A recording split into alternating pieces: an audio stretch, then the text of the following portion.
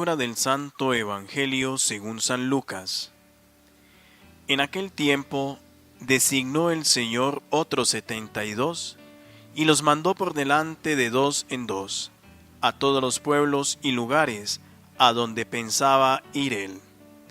Y les decía: la mies es abundante, y los obreros pocos. Rogad pues al dueño de la mies, que mande obreros a su mies.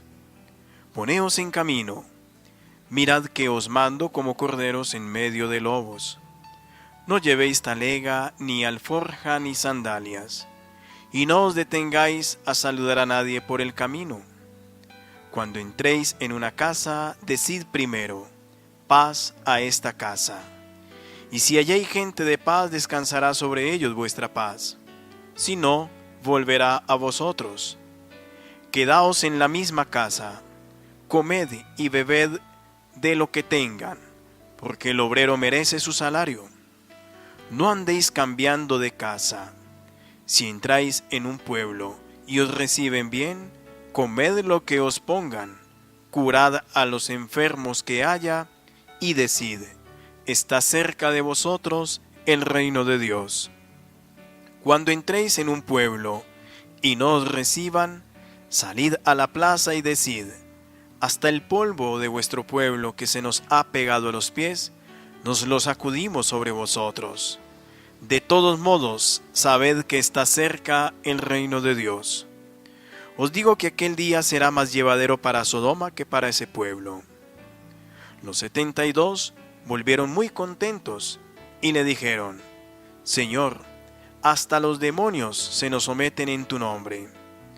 Él les contestó: veí a Satanás caer del cielo como un rayo. Mirad, os he dado potestad para pisotear serpientes y escorpiones y todo el ejército del enemigo, y no os hará daño alguno. Sin embargo, no estéis alegres porque se os someten los espíritus. Estad alegres porque vuestros nombres están inscritos en el cielo. Palabra del Señor. Miren que los envío. Es una de las frases más bellas del Evangelio que acabamos de escuchar y que como iglesia meditamos en este domingo. El Evangelio que se nos presenta para meditarlo en esta liturgia dominical nos hace recordar en cierta manera nuestros primeros orígenes. Jesús siempre antes de enviarlos, hacía la oración. Éramos hombres y mujeres de oración en aquel entonces, y es por eso que es el envío de los 72 hombres enviados para dar testimonio del buen Dios. Y es por eso, queridos hermanos, que se nos recuerda, siempre han sido enviados de dos en dos, para recordar lo que antiguamente se vivía, que ese testimonio tenía validez, y más aún, a partir del número 2 era el principio de la comunidad, la semilla de la comunidad. Y al recordar este inicio, se nos recuerda también en la actualidad que nunca estamos solos, siempre vamos caminando de la mano del buen Dios. Y así como Él nos envía como ovejas en medio de lobos, como corderos en medio de tanto peligro, vamos recordando que Dios siempre nos acompaña, porque nunca estamos solos. Y es precisamente meditar en esta palabra de Dios que a pesar de las dificultades, a pesar de los problemas, a pesar de la enfermedad, Dios siempre nos acompaña, pero nos sigue enviando en la situación de vida en que estemos, como padre de familia, como trabajador, empleado o empleador, como estudiante. Dios siempre nos envía. Y la pregunta es: ¿para qué nos envía? Nos envía para amar, nos envía a hacer el bien, nos envía a orar. Por eso al inicio de la reflexión les recordaba, es el Evangelio que nos recuerda nuevamente que tenemos que ser hombres y mujeres de oración, enviados primeramente para orar. Y alguno me podrá preguntar: ¿pero orar con tanta enfermedad? ¿Orar con tanto problema? ¿Orar con tanta dificultad? Claro, queridos hijos, siempre hay que hacerlo, siempre hay que orar.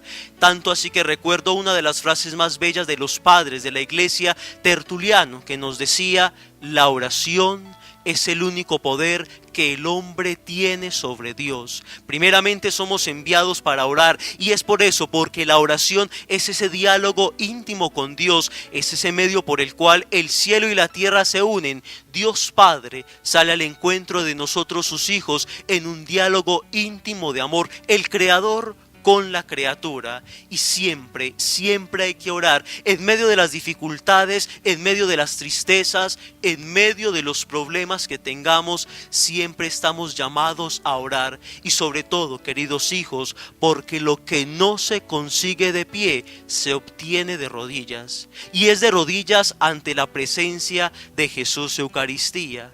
Ahora bien, después de meditar en este evangelio, de reconocer que hemos sido enviados para hacer el bien, para amar, para orar, ya podemos decir que somos hombres y mujeres libres, y empezamos un nuevo caminar. Un caminar de la mano de Dios, porque hemos sido enviados. La palabra envío, la palabra misión, la palabra apóstol significan lo mismo. Dios es el que nos acompaña. Por eso también la liturgia, en esta Eucaristía, en esta reflexión, en toda esta celebración, nos invita a recordar, queridos hermanos, la providencia divina. Antiguamente envió a estos 72, y hemos visto en la parte final del Evangelio que ellos llegaban alegres, llegaron contentos, y es precisamente lo que nosotros tenemos que hacer: ver la providencia de Dios. Providence. Veo que Dios camina conmigo, porque Él nunca nos abandona, siempre nos acompaña. Y ante todo, queridos hijos, vivir la alegría del Evangelio, de saber que Dios siempre está con nosotros. Con Dios todo lo podemos, sin Dios nada podemos hacer. Y lo que cantaban bellamente los santos: nada te turbe, nada te espante, quien a Dios tiene, nada le falta. ¿Por qué? Porque solo Dios basta. Que al reconocernos enviados, al reconocernos hijos de Dios, podamos amar siempre, siempre, siempre, y que toda nuestra labor, todo nuestro trabajo sea fruto de la oración. Que la Santísima Virgen María, Madre de Dios y Madre nuestra, fiel abogada nuestra ante el Padre, nos acompañe siempre, para que nunca nos alejemos de Dios, y en medio de las dificultades confiemos siempre en Él. María y todos los santos nos acompañen siempre. Así sea. Amén.